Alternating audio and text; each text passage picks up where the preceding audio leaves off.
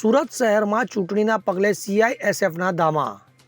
આગામી લોકસભાની ચૂંટણીના પગલે સીઆઈએસએફના ધામા. સીઆઈએસએફ દ્વારા શહેરના કાપોદ્રા વિસ્તારમાં કરાયું ફ્લેગ માર્ચ.